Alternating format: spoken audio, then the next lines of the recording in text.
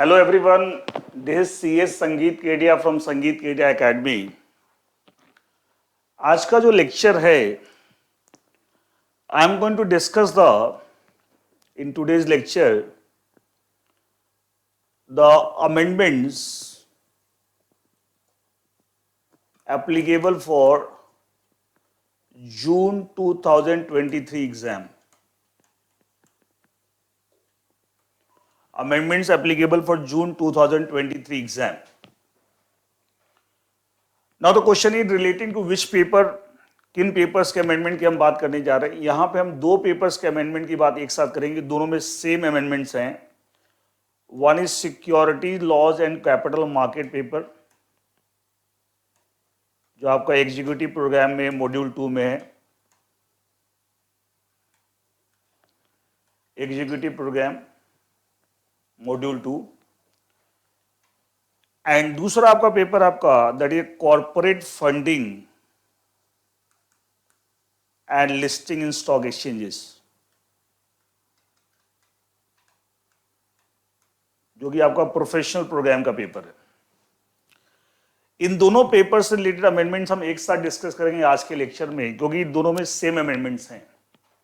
और किस एग्जाम के लिए? For June 2023। एंड मैं जो यहां अमेंडमेंट डिस्कस करने जा रहा हूं, वो आपको अमेंडमेंट जो हैं किस पीरियड के, फ्रॉम 1 जुलाई 2022 अप टू 31 दिसंबर 2022। इन 6 महीने के पीरियड में 1 जुलाई 2022 से लेके 31 दिसंबर 2022, इन 6 महीने के पीरियड में जो अमेंडमेंट्स आए हैं, चेंजेस आए हैं relating to cost, security laws and capital market paper of executive program SLCM and corporate funding and listing in stock exchange professional program paper, and दोनों में सेम अमेंडमेंट्स हैं, इसलिए हम एक साथ डिस्कस कर रहे हैं। इन 6 महीने के पीरियड में 1 जुलाई 2022 से लेकर 31 दिसंबर 2022। इसका मतलब 1 जुलाई 2022 से पहले, मतलब अप टू 30 जून 2022, 30 जून 2022 तक मैं आपसे एक्सपेक्ट कर रहा हूं, या एक प्रिजम्पशन में ले रहा हूं कि आप ऑलरेडी अपडेटेड हैं। मतलब आपका जो बुक है, लेक्चर्स हैं, आप ऑलरेडी अपडेटेड हैं अप टू 30 जून 2022। अगर आप नहीं अपडेटेड हैं, you can refer our website of our institute, that is www.sangeetkediaacademy.com, www.sangeet संगीत केडिया KEDIA academy ACADEMY.com, जो यहाँ पे आपको देख रहे हैं लेक्चर में भी आपको नीचे एक मूविंग इंफॉर्मेशन एंड उसमें भी आपको ये आ रहा है। आप इस पर जाइए, वहाँ अमेंडमेंट का सेक्शन है, वहाँ रेफर कीजिएगा, क्लिक कीजिएगा, आपको सारे अमेंडमेंट अटेम्प्ट वाइज दिखा देगा। तो 30 जून 2022 तक के अमेंडमेंट तो आपको वहाँ ऑलरेडी पड़े हुए हैं। नोट्स भी हैं, लेक्चर भी हैं, फ्री फॉर ऑल नोट्स भी है वहां पे अमेंडमेंट के, और आपको लेक्चर भी है। जैसे फ्री फॉर ऑल कोई भी आपको उसको ले सकता है, लेक्चर को भी डाउनलोड कर सकता है और नोट्स को भी डाउनलोड, फ्री फॉर ऑल, चाहे वो हमसे पढ़ा हो चाहे नहीं पढ़ा, उससे मतलब नहीं है। इससे पहले अगर वहां तक आप अपडेटेड है 30 जून 2022, वेल एंड गुड। नहीं है तो अपने लेक्चर को और नोट्स को, बुक्स को पहले अपडेट कीजिए। उसके लिए you can take the help of our website, and वहां पे आपको अमेंडमेंट्स पड़े हुए हैं। उसमें साफ साफ लिखा फॉर दिस एग्जाम, जैसे आपको अमेंडमेंट फॉर दिसंबर 2022, वहां देखोगे 6 महीने का अमेंडमेंट मिलेंगे, 1 जनवरी 2022 से लेकर 30 जून 2022, ठीक है, वो आपको ऐसे मिलेंगे, एंड वो आप you can take the help of that. अब दूसरी बात, 31 दिसंबर 2022 के बाद, मतलब 1 जनवरी 2023 ऑनवर्ड्स, इस डेट के बाद, मतलब इस डेट से पहले की बात तो मैंने बता दी। अब 31 दिसंबर 2022 के बाद जो चेंजेस आ रहे हैं, अमेंडमेंट्स आ रहे हैं, मतलब 1 जनवरी 2023 ऑनवर्ड्स, वो आपके जून 2023 एग्जाम में एप्लीकेबल नहीं है। You know that this 6 months criteria by the ICSI institute of company secretary of India. इसलिए आपको जनवरी, फरवरी, इस समय मार्च 2023 में कुछ सुन लेंगे अखबार में या किसी के थ्रू के सब ये चेंज आ गया, वो आप बच्चे पजल हो जाते हैं कि सर संगीत केडिया सर ने तो बताया ही नहीं। बेटा वो आपके जून 2023 एग्जाम में एप्लीकेबल नहीं है। आपको जून 2023 में 31 दिसंबर 2022 तक जो चेंजेस आएंगे सिर्फ वही एप्लीकेबल है। उसके बाद 1 जनवरी 2023 ऑनवर्ड्स जो भी चेंजेस आ रहे हैं, अमेंडमेंट्स आ रहे हैं, वो आपके जून 2023 एग्जामिनेशन में एप्लीकेबल नहीं है। Is that clear? तो कुछ बेसिक सी बात मैं पहले वो बता दूं आपको। नाउ अच्छा, इन दोनों पेपर्स में कोई मेजर अमेंडमेंट नहीं है, only a minor amendment is there. और एक्चुअली मैंने क्या किया, उसको चैप्टर वाइज कि भाई इस चैप्टर में ये चेंज हो गया, उस चैप्टर में वो वैसे नहीं किया, क्योंकि चेंजेस जैसे सेबी आईसीडीआर रेगुलेशन में issue of capital disclosure requirement regulation 2018 ICDR regulation, LODR regulation listing obligation and disclosure requirement regulation 2015 उसमें है, कुछ आपको ऑल्टरनेटिव इन्वेस्टमेंट फंड्स रिलेटेड, लेकिन सारे ये अमेंडमेंट इंटर रिलेटेड, एक ही कंसेप्ट से रिलेटेड है। तो मैंने सोचा कि सारे इतने सारे जो टॉपिक आप पढ़ रहे हैं, आप सेबी आईसीडीआर रेगुलेशन चैप्टर पढ़ते हैं, सेबी एलओडीआर रेगुलेशन का चैप्टर पढ़ते हैं, तो उनमें बीच बीच में छेड़ने के बजाय वो एज इट इज जैसे आप पढ़ रहे हैं वैसे पढ़िए। एक मैंने पूरा टॉपिक बना दिया है एंड उस टॉपिक के अंदर उससे रिलेटेड सारे अमेंडमेंट एक जगह डाल दिए और वो है सारा इंटर रिलेटेड, एक ही टॉपिक से रिलेटेड, एंड उसका इंपैक्ट आईसीडीआर रेगुलेशन में है, उसका इंपैक्ट एलओडीआर रेगुलेशन में है, उसका इंपैक्ट आपको SEBI alternative investment fund regulation 2012 उसमें है। तो मतलब बेसिकली वो जितने भी चेंजेस अलग अलग लॉज में है, आईसीडीआर रेगुलेशन में है, एलओडीआर रेगुलेशन में, SEBI AIF alternative investment fund regulation में, बट वो सारे चेंजेस एक कॉमन कंसेप्ट से रिलेटेड है एंड जिसका नाम है सोशल स्टॉक एक्सचेंज। क्या नाम है? Social stock exchange. तो मैं एक पूरा टॉपिक ही डिस्कस कर देता हूँ एंड को सेपरेटली आपको पढ़ना है एंड मैंने उसमें बता दिया कि कौन सी चीज कहां से आ रही है, आईसीडीआर रेगुलेशन से कहां से आ रहा है, क्या चीजें दे रखी है, एलओडीआर में क्या दे रखी है, ईआईएफ रेगुलेशन में, ऑल्टरनेटिव इन्वेस्टमेंट फंड रेगुलेशन में क्या दे रखा है रिलेटिंग टू सोशल स्टॉक। तो वो सब एक ही टॉपिक से रिलेटेड चेंजेस अलग अलग लॉज में आए हैं कि जिससे कि आपको हर लॉ में उसका इंपैक्ट आ जाए। तो मैंने एक पूरा सेपरेट टॉपिक बना दिया है, इसलिए हम अलग अलग चैप्टर को नहीं छेड़ेंगे, सारे चैप्टर जो जैसे आप पढ़ रहे हैं वैसे पढ़िए, ठीक है। अब आपको जो बता रहा हूं एक सेपरेट टॉपिक की तरह इसको पढ़ लेंगे एंड सिर्फ वही एक चेंज है एंड जो इन 6 महीने के पीरियड में applicable for June 2023 exam. Is that clear? तो हम टॉपिक स्टार्ट करते हैं, that is the social stock exchange.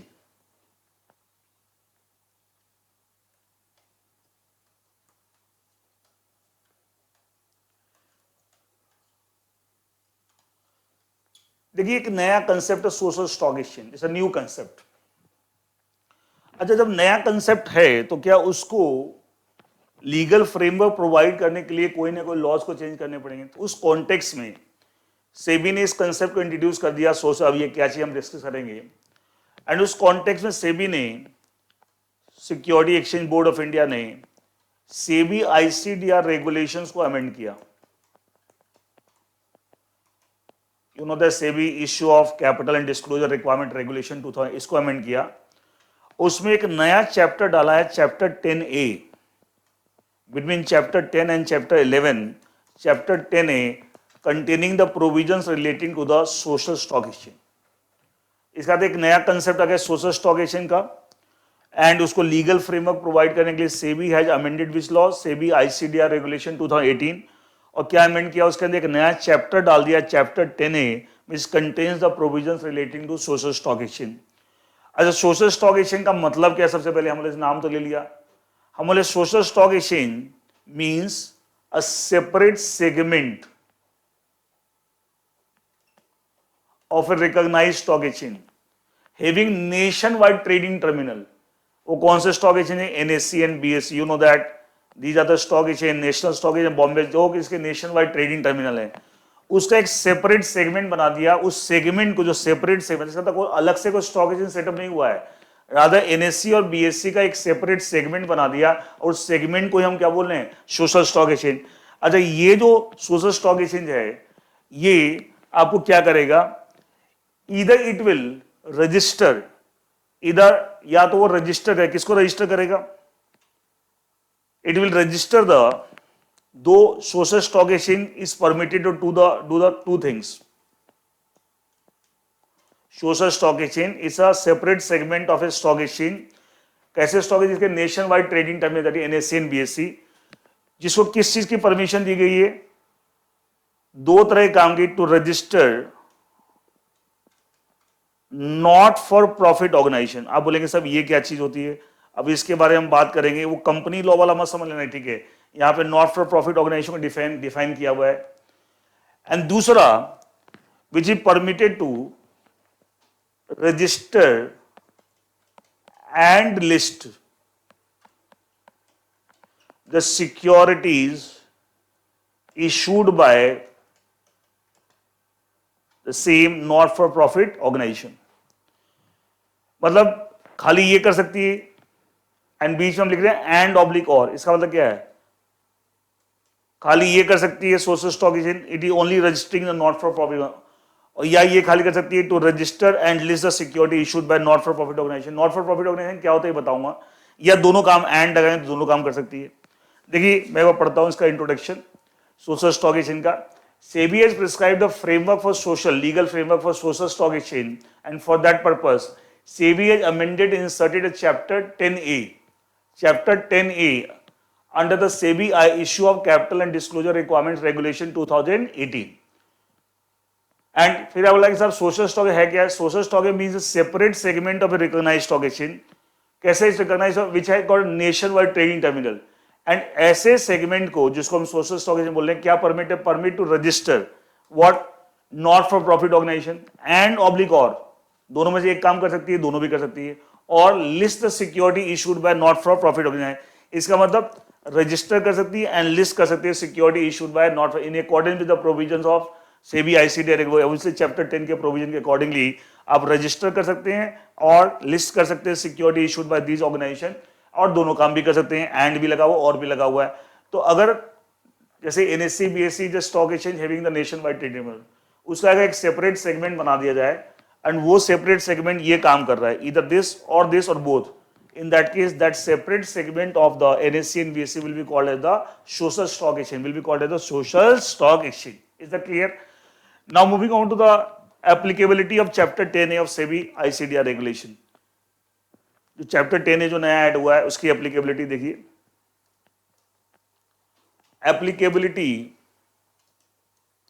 of the provisions of chapter 10A of SEBI ICDR regulation 2000 जो उसको नया ऐड हुआ है, ये तीन तरह की सिचुएशन एप्लीकेबल है, मतलब ये इस चैप्टर 10A के प्रोविजन तीन केसेस में एप्लीकेबल होंगे। एक, अगर कोई नॉट फॉर प्रॉफिट ऑर्गेनाइजेशन, अब इसका मतलब समझेंगे, which is seeking to only को अंडरलाइन कीजिए, only get registered with social stock exchange. अगर कोई नॉट फॉर प्रॉफिट ऑर्गेनाइजेशन है सिर्फ अपने को रजिस्टर कराना चाहती है, अभी पता था it is permitted social stock exchange को permission to register this organisation, तो अगर कोई रजिस्टर कराना चाहता है तो इस चैप्टर 10A के प्रोविजन के अकॉर्डिंगली कौन रजिस्टर कराए, not for profit organisation, only registration, तो चैप्टर 10A के प्रोविजन पर अप्लाई होंगे। दूसरा, अगर कोई नॉट फॉर प्रॉफिट ऑर्गेनाइजेशन है, एनपीओ कर देते हैं नॉट फॉर प्रॉफिट ऑर्गेनाइजेशन, वो अपने को रजिस्टर भी कराना चाहती है and it also wants to raise the fund by issuing the different securities through the social stock exchange, उस केस में भी provisions of chapter 10A apply होंगे ऑफ सेबी आईसीडी रेगुलेशन। अगर कोई नॉट फॉर प्रॉफिट ऑर्गेनाइजेशन ना कि सिर्फ अपने आप को रजिस्टर कराना चाहती है, it also interested in raising the fund by issuing the securities through the social stock exchange.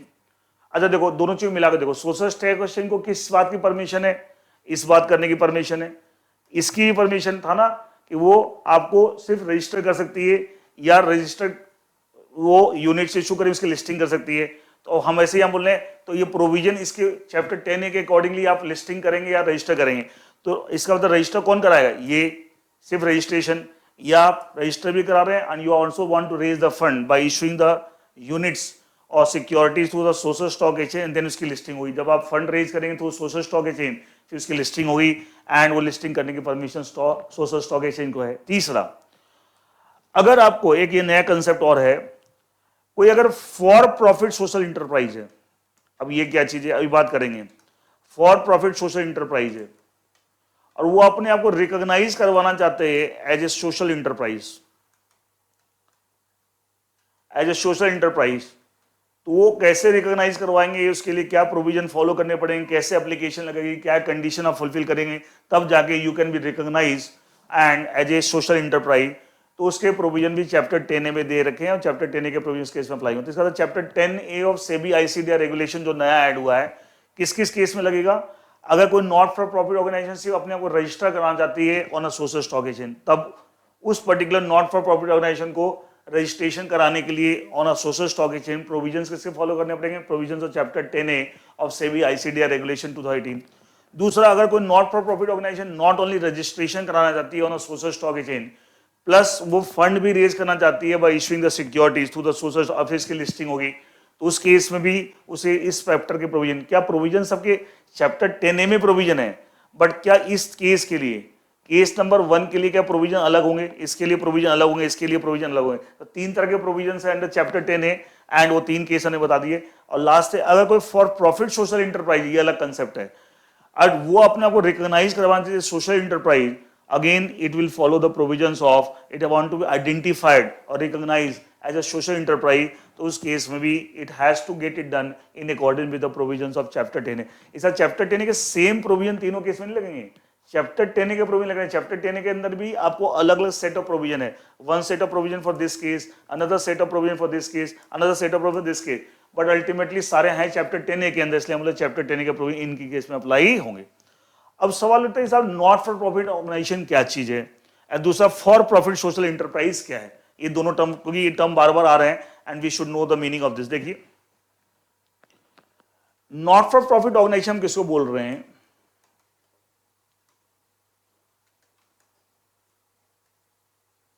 NPO बोल सकते हैं।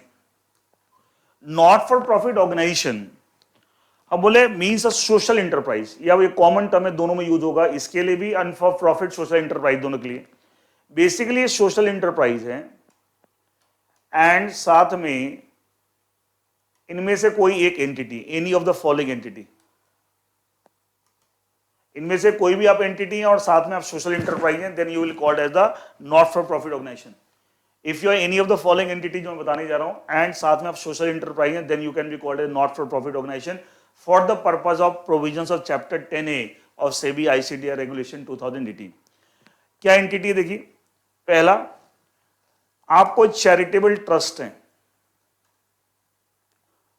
Registered under Indian trust act 1882, या आपको चैरिटेबल ट्रस्ट है रजिस्टर्ड अंडर स्टेट स्टैच्यूट, कोई स्टेट का statute relating to public trust. देखिए फर्क क्या है, Indian trust act is a central law made by the parliament which is applicable on the entire country. तो कैसे थे charitable trust registered Indian trust, मतलब ऐसे एक्ट में आप रजिस्टर्ड है जो पब्लिक ट्रस्ट से रिलेटेड है और सेंट्रलाइज लॉ है, same for the entire country. या आप दूसरा आप ऐसे चैरिटेबल ट्रस्ट हैं जो किसी इंडियन ट्रस्ट एक्ट में आप रजिस्टर्ड नहीं, लेकिन किसी स्टेट के आपको स्टैच्यूट में आप रजिस्टर्ड हैं, एक्ट में रजिस्टर्ड हैं, जो कि उस स्टेट के पब्लिक ट्रस्ट से रिलेटेड स्टैच्यूट है, एंड वो भी आपको नॉट फॉर प्रॉफिट ऑर्गेनाइजेशन अगर वो सोशल इंटरप्राइज है, और ये है। तीसरा, if it is a society, charitable society, if it is charitable society registered under societies registration act 1860, अगर कोई charitable society registered society registration act 1860 and if it is also social enterprise it can be called NPO. Number 4, अगर वो companies act 2013 में section 8 company registered है under section 8 as a non profit company under companies act 2013, तो and it is social enterprise it can be called NPO. And last में बोला इसके अलावा और एंटिटी एज में भी permitted by SEBI, open ended power दे रखी है, इसके अलावा और भी किसी एंटिटी को आप परमिट कर सकते हैं कि साहब स्पेसिफाई कर सकते हैं कि साहब ये भी आपको एनपीओ बन सकती है। इस ज्यादा इफेक्टिवली, ये तो बात की बात है, अभी तो सेबी ने ये तो सेबी को पावर दे दी है लिख के आपको। तो नेट रिजल्ट क्या निकला, अगर कोई एंटिटी है चाहे वो चैरिटेबल ट्रस्ट से रजिस्टर्ड है इंडियन ट्रस्ट 1882, या वो चैरिटेबल ट्रस्ट से registered under some state legislation relating to public trust, या चैरिटेबल सोसाइटी है, ट्रस्ट नहीं society registered under society registration 1860, या कंपनी एक्ट में registered as a non profit company under section 8, then in that any of the 4 अगर आप हैं और साथ में आप सोशल इंटरप्राइज हैं, then for the purpose of this entire topic in the context of chapter 10A of SEBI ICDR regulation 2018, it will be called a not profit organization, it will be called a not for profit organization. Is that okay? ये तो not for profit, इन चारों में से आप कोई हैं और साथ में आप सोशल इंटरप्राइज हैं, you will called a not for profit organisation. अब आपका दूसरा एक टर्म आया था जिसपे उसके ऊपर भी अगर वो अपने आप को आइडेंटिफाई करवाना चाहती है सोशल इंटरप्राइज, तो उसमें भी फॉर प्रॉफिट सोशल इंटरप्राइज था ना, फॉर प्रॉफिट सोशल इंटरप्राइज। जैसा ये फॉर प्रॉफिट सोशल इंटरप्राइज क्या है देखिए,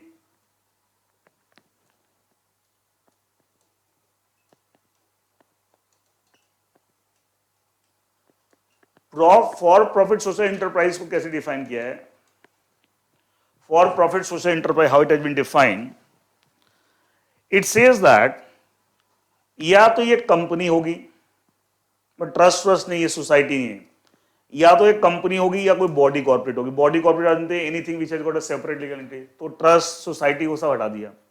या तो कंपनी होगी, बॉडी कॉर्पोरेट होगी, किस फॉर्म में होंगी, company and it is operating for profit. देखो नाम में आ रहा फॉर प्रॉफिट, नॉन प्रॉफिट नहीं है, it is operating for profit and it is a social enterprise. लेकिन एक चीज को एक्सक्लूड कर दिया, it may be in the form of company, it may be in the form of body corporate and operating for profit, and it is also a social enterprise। लेकिन एक चीज को एक्सक्लूड कर दिया, it should not be a company registered under section 8 of Companies Act 2018, क्योंकि वो किस में कवर हो रही थी, नॉट फॉर प्रॉफिट ऑर्गेनाइजेशन में। किस में कवर होती है, नॉट फॉर प्रॉफिट, एनपीओ में। तो इसका मतलब एनपीओ एक तरफ नॉट फॉर प्रॉफिट ऑर्गेनाइजेशन और दूसरा फॉर प्रॉफिट सोशल इंटरप्राइज, ये दोनों म्यूचुअली एक्सक्लूसिव कंसेप्ट है। क्या है, म्यूचुअली एक्सक्लूसिव। इसका मतलब अगर कोई organisation not profit organisation NPO है तो फिर ये नहीं होगी और ये तो वो नहीं होगी, दोनों कंसेप्ट। अब देखो हमने बोला कंपनी फॉर्म में हो सकता है बॉडी कॉर्पोरेट फॉर प्रॉफिट, तो उसमें कहीं ये प्रॉब्लम ना आ जाए, इसलिए इस कंटेंट हमने एक्सक्लूड कर दिया कि वहां भी कवर हो रही थी, वो भी कंपनी है। लेकिन कंपनी के अलावा अभी नॉट फॉर प्रॉफिट ऑर्गेनाइजेशन में 4 केस पड़े, charitable trust registered Indian trust act, यहाँ पे हम ट्रस्ट की बात ही नहीं कर रहे। Charitable trust registered under the state legislation, state statute related to public trust, वो भी नहीं है यहाँ पे। Society, charitable society registered under society, वो भी नहीं है। लास्ट केस में पॉसिबिलिटी कि company registered under companies act, इसलिए यहाँ भी हम कंपनी बोल रहे हैं, तो ओवरलैप ना हो जाए कि सब सेक्शन 8 कंपनी यहाँ भी कवर हो जाए वहां भी, इसलिए in order to have a clarity इन्होंने लिख दिया है कि सब ये नहीं होगा, इसको हम इंक्लूड नहीं करेंगे under the concept of profit for profit social enterprise. ये पूरा एक टर्म है। तो for profit social enterprise company form हो सकता है, body corporate operating for profit, नाम ही पता लग रहा है, and which is also a social enterprise and for the purpose of this regulation. Social enterprise का मतलब क्या हम समझेंगे, एंड साथ में लेकिन it should not be registered under section 8 as A and वो अगर है तो फिर आप प्रॉफिट सोशल इंटरप्राइज नहीं होंगे, फिर किस में जा सकते हैं, under the concept of what we call not for profit organisation. अच्छा, जो सोशल स्टॉक एक्सचेंज है, ये इसके थ्रू जो फंड रेजिंग कोई करेगा, कौन कर सकता है, जैसे होता है नॉन प्रॉफिट ऑर्गेनाइजेशन एनपीओ कर सकती है, फॉर प्रॉफिट सोशल इंटरप्राइज कर सकती है, ये बताता है ये भी कर सकती है। तो ये अगर फंड रेज करते हैं सिर्फ किससे करेंगे, इंस्टीट्यूशनल इन्वेस्टर, दैट इज पढ़ते हो ना, qualified institutional investor, buyers and all that, या नॉन इंस्टीट्यूशन एनआई। इसका आरआई से फंड रेज करना through the social stock exchange allowed नहीं है। रिटेल इंडिविजुअल इन्वेस्टर पढ़ते हैं 3 category, QIB qualified institutional buyers, वही institutional investor, non institutional investor जो इन्वेस्टमेंट 2 लाख रुपए से ज्यादा ही करते हैं, ठीक है, सिंगल, एंड एक होता है retail individual investor up to 2 lakh. तो आरआई से रिटेल इंडिविजुअल इन्वेस्टर से सोशल स्टॉक एक्सचेंज के थ्रू ना आपको एनपीओ ना for profit social enterprise fund raise नहीं कर सकते, सिर्फ किसके कर सकते हैं, either from the institutional investor और फ्रॉम द नॉन इंस्टीट्यूशनल और बोथ, लेकिन not from the retail individual investor. हाँ, फ्यूचर में सेबी अगर अलाउ करना चाहे तो कर सकता है, बट फिलहाल ये। अब आपको, क्योंकि दोनों में आया था, दोनों में एनपीओ में भी आया था और फॉर प्रॉफिट सोशल इंटरप्राइज दोनों में आया था कि सब वो सोशल इंटरप्राइज होनी चाहिए। तो सोशल इंटरप्राइज होने के लिए क्या रिक्वायरमेंट है, दोनों में आया था ना साहब, दोनों के लिए यहां भी आ रहा है कि एक कंपनी फॉर्म में हो या बॉडी कॉर्पोरेट या सोशल इंटरप्राइज है, बट ये नहीं होना चाहिए। और अभी हमने पढ़ा था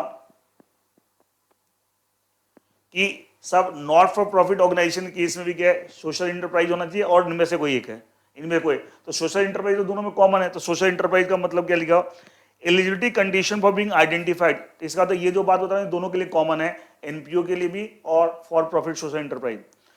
eligibility condition for being identified social enterprise, not for profit organisation और for a profit social enterprise, दोनों के लिए बोल रहे हैं कि दोनों में ही कंसेप्ट है social enterprise. To be identified as social enterprise shall establish primacy of its social intent, मतलब आपको ये प्रूव करना पड़ेगा कि प्राइमरली हम जो काम कर रहे हैं सोशल वेलफेयर काम कर रहे हैं, पब्लिक वेलफेयर, समाज कल्याण के, पब्लिक वेलफेयर जो सरकार का काम है वो काम हम कर रहे हैं, ठीक है। जैसे एनजीओ वगैरह होते हैं आप कह सकते हैं, एंड एनजीओ क्या होते हैं, सरकार के काम कर रहे हैं but government organisation, non government organisation है। तो मतलब ये प्राइमरली प्रूव करना पड़ेगा कि हम सोशल वेलफेयर, पब्लिक वेलफेयर के काम कर रहे हैं। In order to establish the primacy of social interest, such social enterprise shall meet the prescribed eligibility criteria, कुछ लॉ में प्रिस्क्राइब्ड क्राइटेरिया है, वो अगर आप फुलफिल करेंगे तब जाके माना जाएगा कि your primarily you are working for social welfare, public welfare, and then you can be called as social enterprise.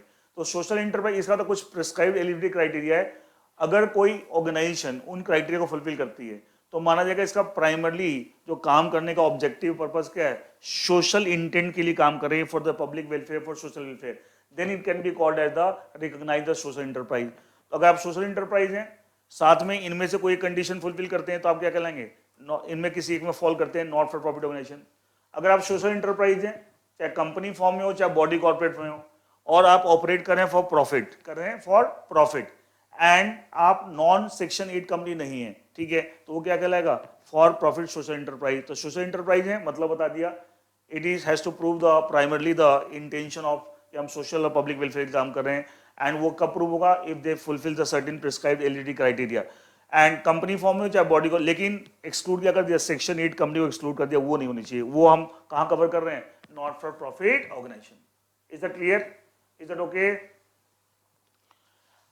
अब आपको आता है कि साहब जो सोशल इंटरप्राइज हैं, सोशल इंटरप्राइज दोनों ही हैं, नॉट फॉर प्रॉफिट ऑर्गेनाइजेशन भी, उसको भी हम सोशल इंटरप्राइज बोल रहे हैं, and for profit social enterprise इसको भी बोल रहे हैं। तो सोशल इंटरप्राइज ये फंड कैसे कैसे रेज करते हैं, किस किस तरह की सिक्योरिटी इशू कर सकते हैं, वो हम बात करेंगे।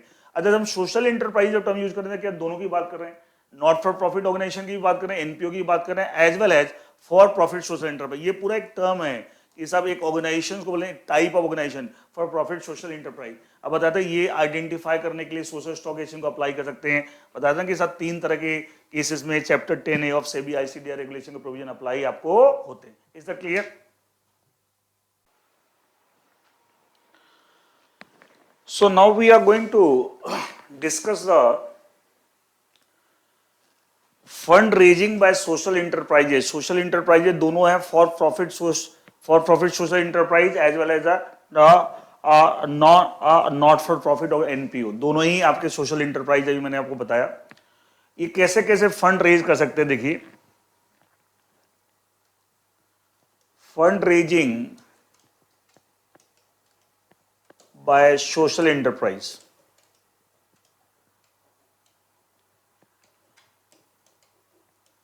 अब इसमें हम दोनों अलग अलग बात करते हैं। सोशल एंटरप्राइज अगर नॉन प्रॉफिट ऑर्गेनाइजेशन है, नॉन प्रॉफिट ऑर्गेनाइजेशन, या for profit social organisation, social enterprise.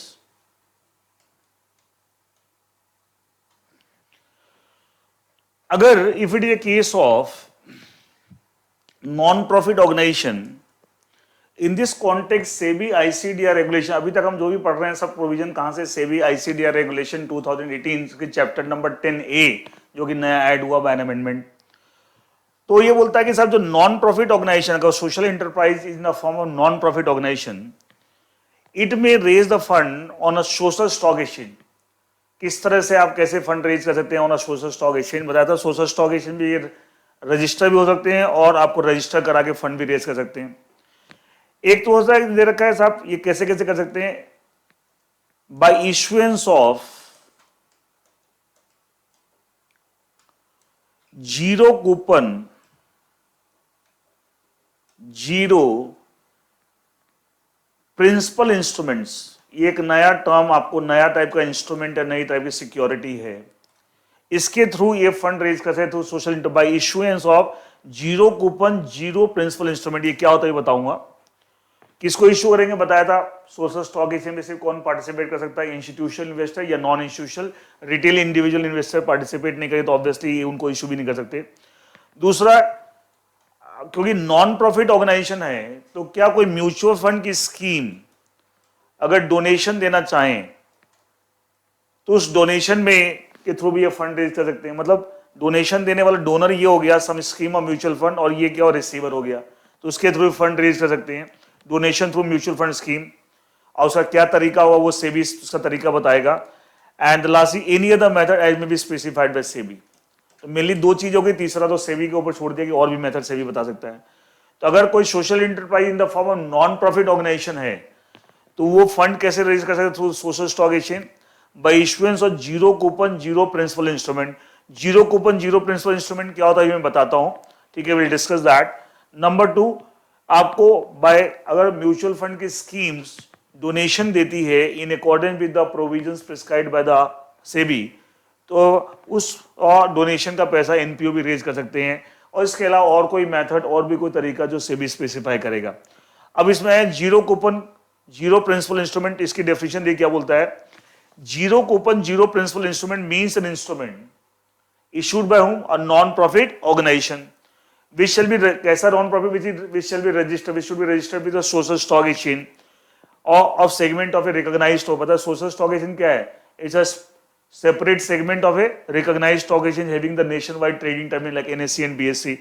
तो ये बोल रहा है zero coupon zero principal instrument means an instrument issued by whom, a not for profit organization which shall be registered with, वो किस पे रजिस्टर होनी चाहिए, with social stock exchange. Social stock exchange है क्या, as a separate segment of a stock exchange having the nation wide trading terminal. और उसने जो fund raise by instrument issue होगा in accordance with the regulation made by the SEBI, in accordance with the regulation. अगर एक NPO which is registered with the social stock exchange अगर zero coupon zero principal instrument issue करती है in accordance with the provisions और regulation made by SEBI, then those instruments will be called as a zero coupon zero principal instrument and उसको issue करके fund raise कर सकती है. कोई mutual fund की स्कीम है अगर डोनेशन दे रही इन accordance with the manner prescribed by SEBI तो वो आप ले सकते हैं, और इसके अलावा और कोई तरीका जो सेबी आपको बताएगा. अब आते हैं फॉर प्रॉफिट सोशल इंटरप्राइज, ये कैसे कैसे फंड रेज कर सकती है. अगर फॉर प्रॉफिट सोशल इंटरप्राइज है, it can raise the fund number 1 by issuance of equity shares. अच्छा, जैसे नॉर्मली क्योंकि आप जो काम करें भले सोशल वेलफेयर काम करें बट फॉर प्रॉफिट पर्पस, ठीक है, इसे नाम फॉर प्रॉफिट सोशल एंटरप्राइज. तो ये बोल रहा है कि साहब इक्विटी शेयर जैसे नॉर्मली और कंपनी इशू करती है ऑन मेन बोर्ड, जो मेन स्टॉक एक्सचेंज का बोर्ड है जिसके ऊपर मेन ट्रेडिंग होती है. एसएमई प्लेटफॉर्म, आप जानते हैं small and medium enterprise platform. तीसरा जो इनोवेटर्स ग्रोथ प्लेटफॉर्म, आपने पढ़ा होगा LODR रेगुलेशन के अंदर इनोवेटर ग्रोथ प्लेटफॉर्म. इन तीनों में से किसी भी प्लेटफॉर्म पे जैसे और इशूअर्स आपको अपने इक्विटी शेयर इशू कर सकते हैं, वैसे ये आपको फॉर प्रॉफिट सोशल इंटरप्राइज भी इशू कर सकती है. कहां पे, मेन बोर्ड पे, एसएमई प्लेटफॉर्म पे, as well innovators growth platform, इन पे कर सकती है. प्लस ये इक्विटी शेयर इशू भी कर सकते हैं to the alternative investment fund. किसको, to the alternative investment fund. उसी में एक आपको नया कंसेप्ट आ गया है सोशल, उसी में एक नया कंसेप्ट आ गया है including the social impact fund. Social impact fund क्या है अभी हम बात करेंगे इसके बारे में, थोड़ी देर में आएगा. इसका मतलब फॉर प्रॉफिट सोशल इंटरप्राइज कैसे फंड रेज कर सकते हैं through the social stock exchange. जैसे मेन बोर्ड पे और कोई इशूअर इक्विटी शेयर इशू कर सकते हैं वैसे इशू कर सकते हैं. जैसे एसएमई प्लेटफॉर्म पे और इशूअर वैसे ही कर सकते हैं. जैसे इनोवेटर्स ग्रोथ प्लेटफॉर्म पे वैसे ही भी कर सकते हैं. इसके अलावा they may also issue their share to the alternative investment fund including the social impact fund which is one of the types of AIF, one of the types of schemes of alternative investment fund. आप उनको equity share issue करके fund raise कर सकते हैं. एक दूसरा by issuance of debt security, ये तो इक्विटी शेयर की बात होगी. डेट सिक्योरिटी भी इशू कर सकती है. For profit social enterprise can also raise the fund by issuing the debt security. तीसरा any other method as may be prescribed by SEBI, may be specified by the SEBI. तो यहां भी देखा जाए ब्रॉडली दो चीज हो गई. इक्विटी शेयर इशू कर सकती है फॉर प्रॉफिट सोशल एंटरप्राइज, कहां पे, on the main board of the stock exchange और SME segment of the stock exchange और IGP innovator growth platform segment of the stock exchange. ठीक है, तीनों में कहीं भी किसी भी सेगमेंट जैसे और इशू करते हैं. या ये can also issue the equity share to the alternative investment fund, मतलब आप इशू कर रहे हैं, आप फंड रेज कर रहे हैं, ऑल्टरनेटिव इन्वेस्टमेंट फंड इन्वेस्ट कर रहे हैं. ठीक है, और उसमें one of the types of alternative investment fund social impact fund, उसको भी इशू कर सकते हैं. दूसरा तरीका है आप डेट सिक्योरिटी इशू करके फंड रेज कर सकते हैं. और इसके अलावा इसका इफेक्टिवली देखा जाए दोनों तरह की जो सोशल इंटरप्राइज है एनपीओ, उसमें भी दो ही मेथड इफेक्टिव. तीसरा तो सेबी और कुछ प्रिस्क्राइब करेगा by issuance of zero coupon zero principal instrument. इसका मतलब क्या मैंने बता दिया. या कोई म्यूचुअल फंड की स्कीम्स हैं और वो अगर डोनेशन देती है in according with the manner prescribed by SEBI, तो उस डोनेशन को एनपीओ ले सकते हैं. तो वही फंड रेज किए through the social stock exchange. For profit social enterprise है, उनके दो तरीका, इक्विटी शेयर इशू करके कहाँ इशू कर सकते हैं, मेन बोर्ड पे, एसएमई प्लेटफॉर्म पे, आईजीपी इनोवेटर ग्रोथ प्लेटफॉर्म पे, या ऑल्टरनेटिव इन्वेस्टमेंट फंड को शेयर इशू करके equity share including the social impact fund and debt security issue करके. आपको ये तरीका है कि कैसे कैसे फंड रेज कर सकते हैं. And both the types of social enterprise, NPO के लिए अलग मेथड्स हैं और आपको फॉर प्रॉफिट सोशल इंटरप्राइज के लिए अलग मेथड. अभी तक जो डिस्कशन हुआ relating to the social stock exchange, वो सारे प्रोविजन मैंने बताए थे फ्रॉम सेबी आईसीडीआर रेगुलेशन 2018. कहां से बताए थे, from the which law, SEBI ICDR regulation 2018. अब आगे जो बताऊंगा वो किसी और लॉ से बताऊंगा, लेकिन अल्टीमेटली है इसी कॉन्टेक्स्ट में, in the context of social stock exchange और नॉन प्रॉफिट ऑर्गेनाइजेशन या फॉर प्रॉफिट सोशल एंटरप्राइज, उन्हीं कॉन्टेक्स्ट में हम बात करेंगे। लेकिन अब जो प्रोविजन बताने जा रहा हूं वो किसी और, जैसे एलओडीआर रेगुलेशन, एआईएफ रेगुलेशन, वहां से बताऊंगा, लेकिन है इसी टॉपिक से कॉन्टेक्स्ट, इसलिए मैंने पूरा एक टॉपिक बना दिया है। और मेन जो आपने एलओडीआर रेगुलेशन का चैप्टर पढ़ा है, आईसीडीआर का, उनको टच नहीं कर रहा हूं, वो एज इट इज आप पढ़िए। एंड आगे जो अभी तक जो डिस्कशन आज के लेक्चर में हुआ है वो सारे प्रोविजन कहां से मैंने बताए थे, फ्रॉम सेबी आईसीडीआर रेगुलेशन 2018। अब जो मैं बताने जा रहा हूं एलओडीआर एंड उसमें, लेकिन अगेन जो भी बताने जा रहा हूं वो किस कॉन्टेक्स्ट में, in the context again social stock exchange and उसके ऊपर जो रजिस्टर होते हैं या आइडेंटिफाई होते हैं, एनपीओ नॉन प्रॉफिट ऑर्गेनाइजेशन या फॉर प्रॉफिट सोशल एंटरप्राइज, उसी कॉन्टेक्स्ट में बात करने जा रहे हैं। देखिए, so now I am going to discuss the provisions of SEBI LODR regulation in this context. SEBI LODR regulation में आपको एक disclosure requirements आ गई हैं in the context of these two types of social enterprise. Disclosure requirements as per SEBI LODR listing obligation disclosure requirement regulations 2015. अब ये जो disclosure requirements हैं, again दोनों के लिए अलग अलग, एक एनपीओ के लिए, नॉन प्रॉफिट ऑर्गेनाइजेशन के लिए, और एक आपका for profit social enterprise. Again है फिर उसी कॉन्टेक्स्ट में हम बात कर रहे हैं। हाँ, प्रोविजन कहां से पढ़ रहे हैं, एलओडीआर, अभी तक जो पढ़े थे सारे आईसीडीआर रेगुलेशन से। जो नॉन प्रॉफिट, मतलब क्योंकि जो नया कंसेप्ट आया non profit organisation, for profit social enterprise, जो अपने आप की लिस्टिंग करा सकते हैं, रिकॉग्नाइज करा सकते हैं, रजिस्टर करा सकते हैं, fund raise through the social stock exchange, तो सब इंटरकनेक्टेड कंसेप्ट, तो इसका इंपैक्ट इस लॉ में भी आ गया, वहां को डिस्क्लोजर रिक्वायरमेंट आ गई। तो नॉन प्रॉफिट ऑर्गेनाइजेशन के बारे में ये लिखा हुआ है, एक नॉन प्रॉफिट ऑर्गेनाइजेशन उन मैटर्स में, matters as prescribed by SEBI, SEBI बताया कौन कौन सा मैटर, उन पे सर्टेन चीजें डिस्क्लोज करेंगी। किस मैटर पे, वो आपको सेबी प्रिस्क्राइब करेगा। अच्छा, जो भी non profit organisation, they have to make the disclosure on the certain matters as prescribed by SEBI, to whom, to the social stock exchange. किसको डिस्क्लोजर करेंगे, to the social stock exchange, और वो डिस्क्लोजर करेंगे on annual basis, सालाना basis पे। कितने दिन में, within 60 days from the closure of financial year, year close होने के 60 दिन के अंदर आपको डिस्क्लोजर करना है। किसको करना है, सोशल स्टॉक, किस चीज पे करना है, ऑन सर्टेन मैटर, कौन से matter, as prescribed by SEBI.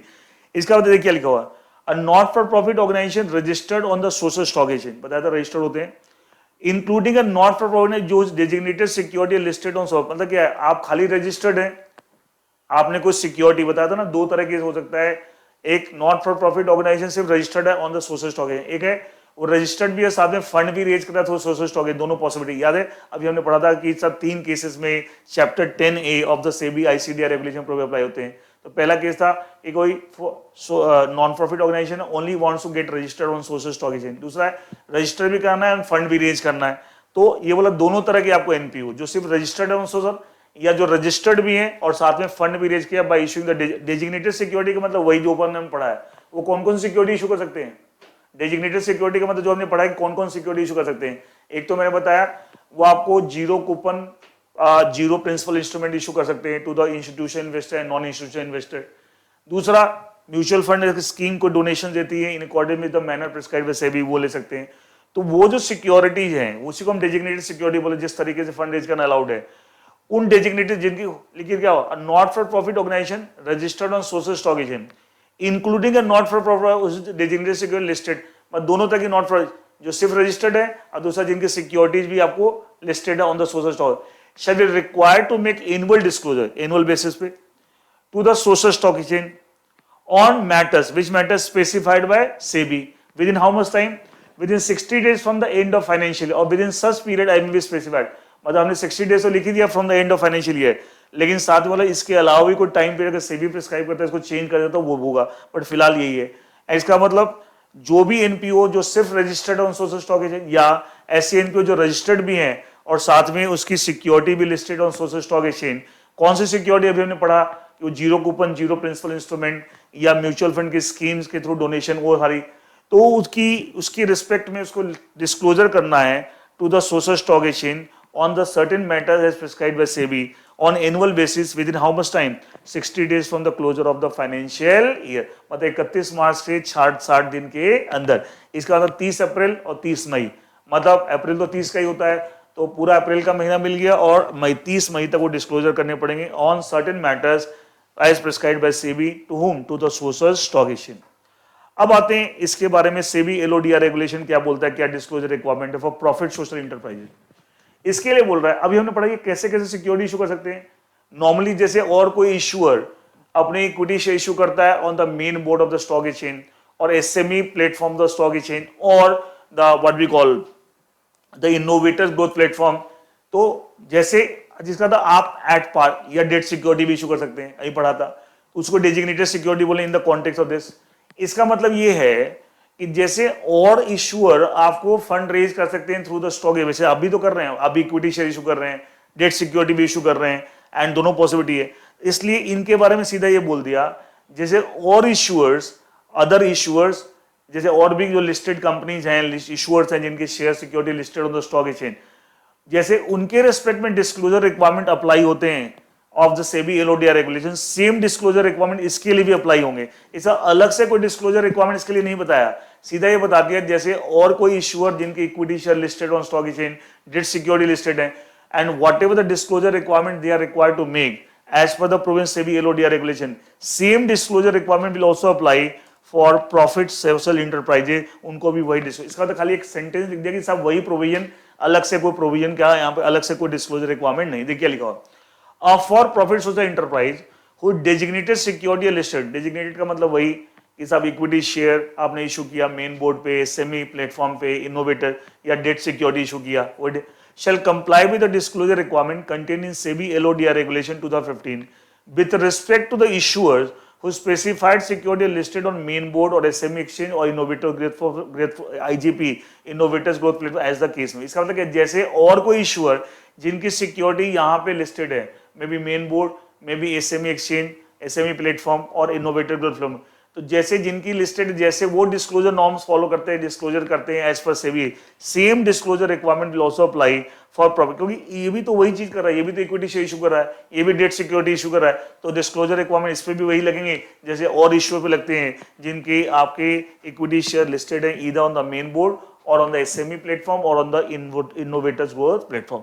तो ये डिस्क्लोजर रिक्वायरमेंट एलओडीआर रेगुलेशन में दे रखी है, एक एनपीओ के लिए और एक वो, अल्टीमेटली तो उसी कॉन्टेक्ट टॉपिक तो हमारा वही चल रहा है, बार बार हम एलओडीआर सेबी आईसीडीआर रेगुलेशन में इनके बारे में बात कर रहे थे, अब एलओडीआर में भी इसके, तो मैंने बताया लॉ भले हम अलग बात कर रहे हैं, पहले आईसीडीआर अब एलओडीआर, अल्टीमेटली टॉपिक तो पूरा का पूरा क्या है, उसी कॉन्टेक्स्ट में सोशल स्टॉक एक्सचेंज, फिर वहां पे सोशल स्टॉक एक्सचेंज किसको रजिस्टर करता है, इसको सिर्फ रजिस्टर करता है या ये रजिस्टर करके वहां से फंड भी रेज करना है तब भी लगेगा, कोई प्रॉफिट फॉर सोशल इंटरप्राइज अपने को आइडेंटिफाई कराना चाहिए ऑन सोशल स्टॉक, तो उस कॉन्टेक्स्ट में भी है, एंड उससे रिलेटेड सारी चीज हम पढ़ रहे हैं।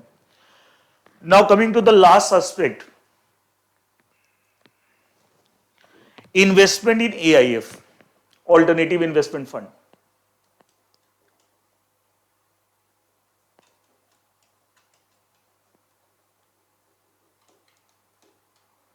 ऑल्टरनेटिव इन्वेस्टमेंट फंड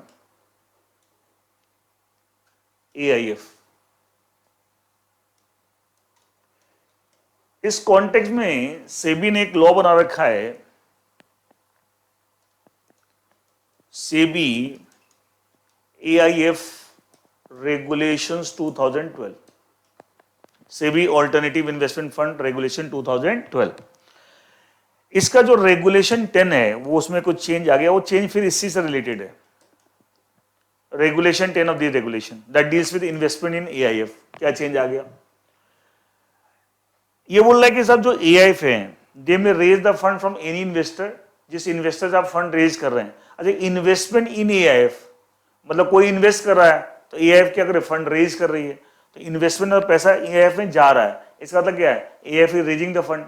तो बोला AIF may raise the fund from any investor, Indian से, फॉरेनर से, even NRI non resident Indian से, किसी से, बाय इशूइंग इट्स यूनिट्स। मतलब एआईएफ अपने यूनिट्स इशू करके किसी से फंड रेज कर सकते हैं जिसको आप यूनिट इशू करेंगे, जो इन्वेस्टर होगा वो इंडियन हो सकता है, फॉरेनर हो सकता है, even non resident Indian NRI भी हो सकता है। ये बात तो रेगुलेशन 10 में पहले से लिखी हुई थी, अभी भी है। साथ में इनमें एक चीज और लिख दी कि कोई सोशल इंपैक्ट फंड है, ये बात तो एज इट इज है। सोशल इंपैक्ट फंड जो है one of the types of AIF, it में also raise the fund by issuing it social units. क्या इशू करेंगे इसकी, ये जो यूनिट इशू करेंगे, it is a particular type of alternative investment fund, अभी बात करेंगे इसके बारे में। और जो ये यूनिट इशू करेंगे उसको बोलेंगे सोशल यूनिट्स। तो जैसे आपको और कोई AIF other than social impact fund किसी भी इन्वेस्टर से फंड रेज कर सकते हैं, चाहे वो investor bye issuing its unit, चाहे वो इन्वेस्टर इंडियन हो, फॉरेनर हो, या एनआरआई नॉन रेजिडेंट इंडियन हो। वैसे one of the types of AIF the social impact fund, ये भी फंड रेज कर सकते हैं by issuing its units. Which units? Called social unit. किसको इशू कर सकते हैं? वो Indians, foreigners as well as the NRI. तो ये चीज नहीं ऐड हो गई आपको पहले पॉइंट में, रेगुलेशन 10 में। इससे पहले जो लिखा होता किसी रेज कर सकते हैं, वो तो पहले भी था। अब ये आगे सोशल इंपैक्ट फंड भी रेज कर सकते हैं।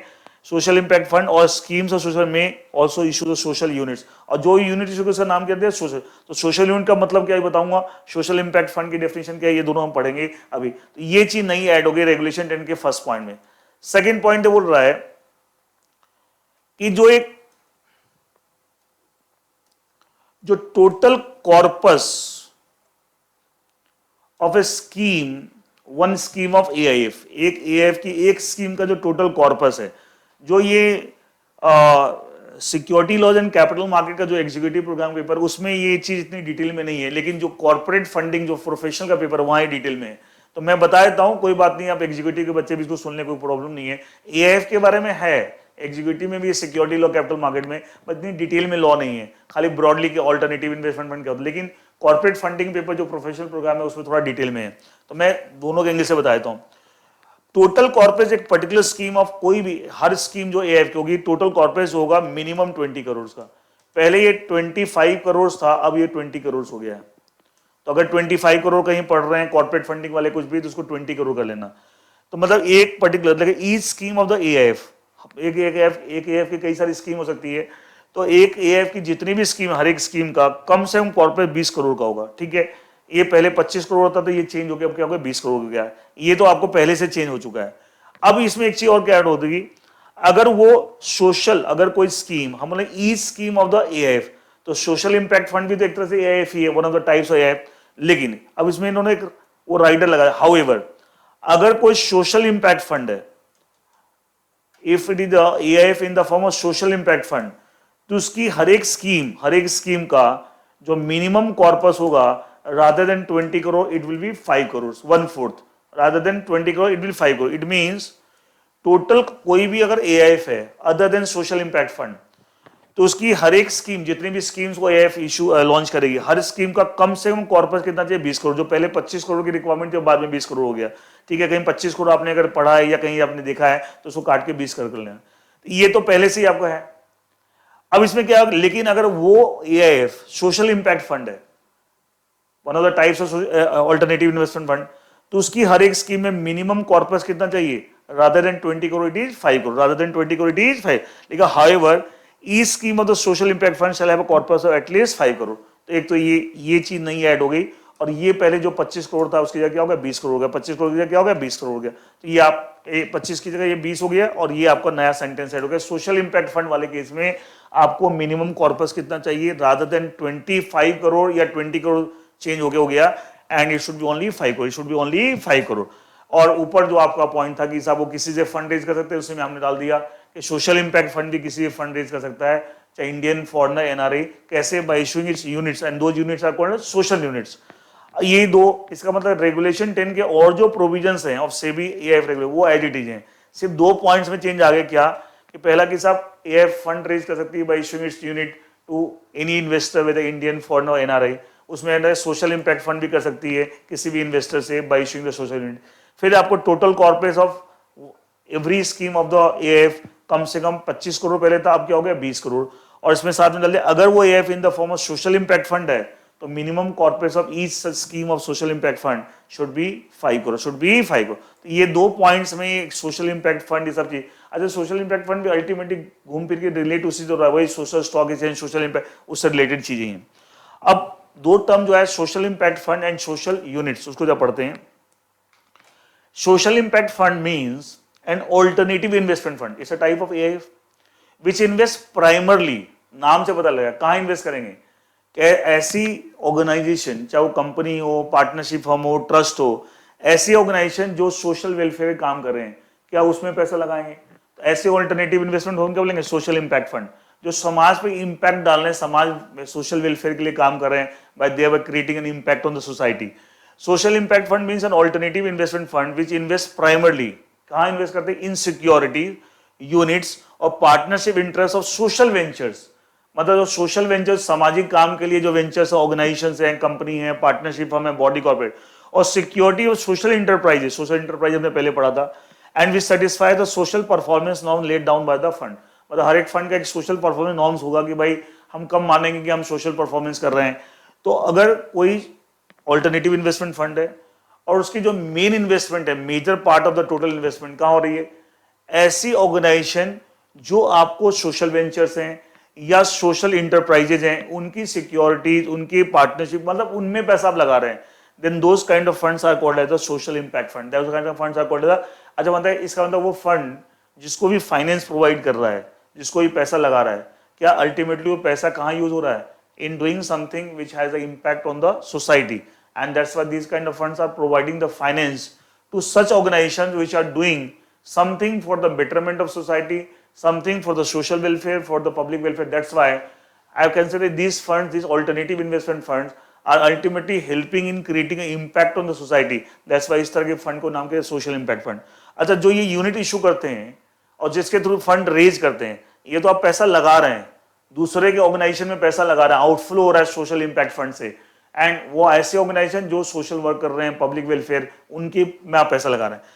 अब ये जो फंड रेज करता है, अभी जो हमने पढ़ा investment in AIF, investment in AIF ये था ना रेगुलेशन 10, तो पैसा, अच्छा इन्वेस्टमेंट, ये था कोई और पैसा लगा रहा है कहाँ पे? एआईएफ में, इसका ये फंड रेज कर रहे हैं। और कैसे रेज करते हैं? By issuing the social unit. कैसे यूज करते हैं? By issuing the social unit. तो सोशल यूनिट का मतलब क्या है? इसे social unit means units issued by social impact fund और स्कीम्स ऑफ, एक ही सोशल इंपैक्ट फंड की कई सारी स्कीम्स हो जाती है, और issued by schemes of social impact fund to investors, जिन इन्वेस्टर, जैसे मान लिया ये मान लिया एक सोशल इंपैक्ट फंड है, one of the types of alternative investment fund. एक तरफ ये पैसा ले रहे हैं इन्वेस्टर से, that is investment in AIF social impact fund, और एक तरफ ये पैसा लगा रहे हैं, पैसा निकल रहा है यहां से, तो कहां लगा रहे हैं? ऐसी ऑर्गेनाइजेशन जो सोशल वेलफेयर ऑर्गेनाइजेशंस, कहां पैसे लगा रहे हैं? Organisations which are doing the social welfare work and they were creating the social welfare work and they were creating impact on the society. तो ये ऑर्गेनाइजेशन जो सोशल वेलफेयर वर्क कर रही है, जिससे समाज में एक इम्पैक्ट क्रिएट करें, इन ऑर्गेनाइजेशन को ये फाइनेंस प्रोवाइड कर रहा है, तो इसलिए ये भी सोशल इम्पैक्ट फंड हो गया। ये भी तो अल्टीमेटली इसके बिना फंड्स की ये ऑर्गेनाइजेशन काम नहीं कर पा रही, तो ultimately can I say that कि अल्टीमेटली ये ऑर्गेनाइजेशन सोशल वेलफेयर काम कर रही है, उनको ये पैसा फाइनेंस, उनकी सिक्योरिटी में पैसा लगा रहा है, या वो पार्टनरशिप है तो उसमें पार्टनर बन रहा है, something like that, and they were creating an impact. तो जो सोसाइटी में इम्पैक्ट क्रिएट, उसमें ये भी हेल्प कर रहा है, ऐसा सोशल इम्पैक्ट फंड नाम पड़ा। अब ये जो फंड रेज करेगा इन्वेस्टर्स है, वो कोई भी इन्वेस्टर हो सकता है, इंडियन, फॉरेनर और एनआरआई, ठीक है। और ये हमने पढ़ा कि साहब ये एक पर्टिकुलर सोशल इम्पैक्ट फंड का आपको, और हर एक scheme of the social minimum corpus 5 crore चाहिए, जो अदरवाइज जनरली एआईएफ का 20 करोड़ हमने पढ़ा। अब ये जो इन्वेस्टर से जो फंड रेज करेगा, तो अपनी यूनिट इशू करेगा, जो इन्वेस्टर परचेज करे, उन यूनिट्स को क्या बोल रहे हैं हम? Social units. क्या बोल रहे हैं? Social units. तो सोशल यूनिट्स की डेफिनेशन देखिए, मैं दोबारा पढ़ता हूं। Social units means units issued by social impact fund, उसने इशू किया, और इशूड बाय स्कीम्स ऑफ, एक ही सोशल इंपैक्ट फंड कई सारी स्कीम होती है, तो स्कीम्स के थ्रू जो यूनिट इशू हुए, किसको इशू? To investor. कैसे इन्वेस्टर हुए? Agree to receive only social returns और बेनिफिट्स, मतलब ऐसे इन्वेस्टर जो इस बात के लिए तैयार है कि हमें सिर्फ सोशल रिटर्न चाहिए। सोशल रिटर्न क्या होता है? समाज में आपको रिस्पेक्ट मिलती है, लोग आपको रिकॉग्नाइज करते हैं, यू आर डूइंग, आपको क्या होता है? रिकॉग्निशन मिलता है, अवार्ड मिलते हैं, क्या वो सोशल बेनिफिट है, सोशल रिटर्न है? ये सुनो, तो ऐसे अच्छा नॉर्मली जब सोशल इंपैक्ट फंड है, तो ये पैसा कमाने के लिए थोड़ी काम कर रहे हैं, ये इनसे पैसा लेंगे और आगे ऐसी ऑर्गेनाइजेशन को पैसा प्रोवाइड करेंगे जो सोशल वेलफेयर काम कर रहे हैं, तो अल्टीमेटली उससे कोई थोड़ी कि आप प्रॉफिट कमाने के लिए काम कर रहे हैं। तो ऐसा इसका मतलब क्या है, इन ऑर्गेनाइजेशन का जहां ये पैसा लगा रहे हैं, इनका जो ऑब्जेक्टिव है, पर्पस है, क्या इसका ऑब्जेक्टिव पर्पस वही है, और यहां पे जो पैसा लगा रहा है इसके यूनिट्स में, क्या उसका ऑब्जेक्टिव पर्पस भी सेम होना चाहिए। इसलिए देखिए, ऐसे इन्वेस्टर जो इस बात के लिए तैयार हैं, वह एग्रीड कि हम सिर्फ सोशल बेनिफिट लेंगे, सोशल पर आपको रिटर्न्स लेंगे, मतलब award, recognition, something like that. यहाँ बेनिफिट और रिटर्न्स का मतलब वो नहीं है कि कोई कैश मिलेगा, ठीक है, लाइक अच्छा समाज में आपको इज्जत मिलती है, बुला के आपको रिकॉग्नाइज किया था कि समाज के लिए बहुत काम किया है, या अवार्ड दिया था, तो क्या ये अपने में सोशल बेनिफिट नहीं है, सोशल रिटर्न नहीं? यस।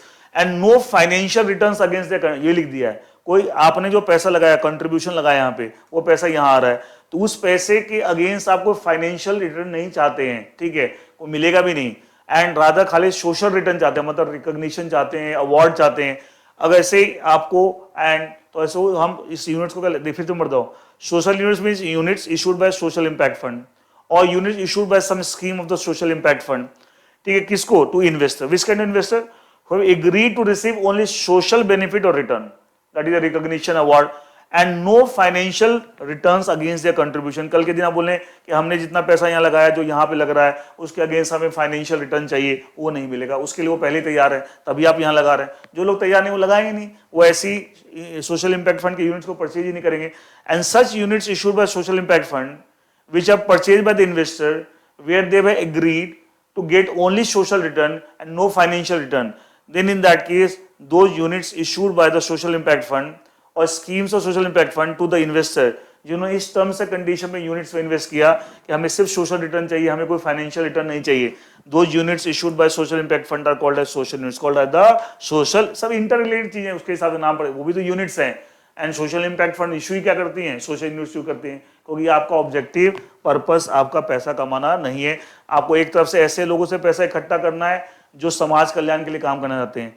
तो ऑब्वियसली उसी टर्म्स एंड कंडीशन में यूनिट्स परचेज करके पैसा दिया, उस यूनिट्स को हम सोशल यूनिट बोल रहे हैं, ये वो पैसे को आगे इस तरह के ऑर्गेनाइजेशन में लगाते हैं। तो अल्टीमेटली इसका ऑब्जेक्टिव, इसका सबका मैच कर रहा है, एंड दैट इज, तो इसको सोशल इंपैक्ट फंड नाम दे दिया, और ये जो यूनिट्स इशू करते हैं उसको सोशल यूनिट नाम दे दिया, ठीक है। और इसके लिए कुछ नॉर्म्स अलग कर दिए कि जैसे और ऑल्टरनेटिव इन्वेस्टमेंट फंड किसी भी इन्वेस्टर से फंड रेज कर सकते हैं, इंडियन फॉरेन एनआरई भी कर सकते हैं, ठीक है। और जैसे और कोई एआईएफ है, उसकी हर एक स्कीम में मिनिमम कॉर्पस 20 करोड़, जो पहले 25 करोड़ था, रिड्यूस होकर 20 करोड़ हो गया। लेकिन अगर वो AIF in the form of social impact fund है, तो इसकी हर एक स्कीम का minimum corpus rather than 20 crore, it should be 5 crore. And ये आपके प्रोविजंस रेगुलेशन 10 के, इसमें चेंजेस थोड़े बहुत आपको आगे, और मेनली ये ज्यादा रेलेवेंट है from the point of view of the corporate funding student जो प्रोफेशनल के हैं। और जो ऑल्टरनेटिव इन्वेस्टमेंट फंड में जो लास्ट में मैंने बताया, ये आपको जो एग्जीक्यूटिव के जो स्टूडेंट्स है, सीएस एग्जीक्यूटिव के security laws and capital market paper के पॉइंट है, तो इतना ज्यादा डिटेल में आपके है नहीं, लेकिन मैंने थोड़ा बता दिया है। अगर घूम फिर के अगर देखा जाए, जितनी भी 1 घंटे मैंने डिस्कशन की है आज इस लेक्चर में, क्या सारी बातें घूम फिर के social stock exchange, not for profit organisation, then for profit social enterprise, ये सुनो, जीरो कूपन, जीरो प्रिंसिपल, सब उसी से रिलेटेड चीजें आपको निकल के आ रही है। जीरो कूपन, सोशल एंटरप्राइज दोनों कलेक्टिवली बोलते हैं, that is the not for profit organisation as well for profit social enterprise. फिर वो कैसे कैसे फंड रेज करते हैं, कौन कौन से इंस्ट्रूमेंट इशू कर सकते हैं, फिर उनके ऊपर डिस्क्लोजर रिक्वायरमेंट एलओडीआर रेगुलेशन में क्या दे रखे हैं, और फिर आपको लास्ट में कि साहब यहाँ पर भी इसका इम्पैक्ट आपको इफेक्ट आ गया in the SEBI alternative investment fund regulation 2012। तो बाकी से आईसीडीआर रेगुलेशन के जो प्रोविजन में चेंजेस आए relating to these things, and LODR में जो चेंज आए, वो सबको करना है। एसएससीएम के बच्चे जो एग्जीक्यूटिव के as well corporate funding professional के, लास्ट में जो इन्वेस्टमेंट एएफ, थोड़ा बहुत एएफ आपको एग्जीक्यूटिव में भी, लेकिन इतनी डिटेल में नहीं है, लेकिन प्रोफेशनल में कॉर्पोरेट फंडिंग में डिटेल में, तो मैंने सबके लिए बता दिया है। एंड सब लोग करते, कोई बहुत मेजर चीज नहीं। आपको भी एक चीज पता लगी, सोशल इंपैक्ट फंड एक नया टाइप का एआईएफ है, जो यूनिट इशू करता है उसको सोशल यूनिट बोलते हैं, और वो सारी बात, उसमें कॉर्पस की रिक्वायरमेंट डिफरेंट है, और जगह कम से कम 20 करोड़, जो पहले 25 करोड़ होती थी, इनमें कम से कम 5 करोड़ है। तो इस तरह से आपको पता लगा, ये भी और एआईएफ की तरफ फंड रेज कर सकते हैं by issuing issuing to any investor with the Indian foreigner और the NRA. So that is all about this entire topic, जो चेंजेस अमेंडमेंट आए हैं relating to both security laws and capital market paper of executive program as well as corporate funding paper of professional program. And मैंने आपको सारे, और कुछ changes नहीं है फॉर जून 2023 एग्जाम। और पिछले 6 महीनों में जो बताया, 1 जुलाई 2022 से लेके 31 दिसंबर 2022 तक सिर्फ यही चेंजेस आए हैं और कुछ नहीं। सब कुछ इंटर रिलेटेड, ये एक ही चीज से रिलेटेड है, इसलिए एक सेपरेट टॉपिक मैंने बना दिया। तो बाकी सारे टॉपिक जैसे आप पढ़ते हैं वैसे पढ़िए, उसको छेड़ना नहीं है, अलग से पढ़ लेना है। इसके नोट्स भी मैं अपलोड करा दूंगा अभी हमारी वेबसाइट पे, यूट्यूब एंड ऑल दैट, और लेक्चर भी, एंड फ्री फॉर ऑल, कोई भी इसको डाउनलोड कर सकता है। तो आपको इसको सेपरेट पढ़ना है, बाकी टॉपिक के साथ कोई मिक्सिंग नहीं करनी। And that is all about the amendments for June 2023 exam. And इसके अलावा कुछ नहीं है। And thank you all and wish you all the best for your exams and thank you.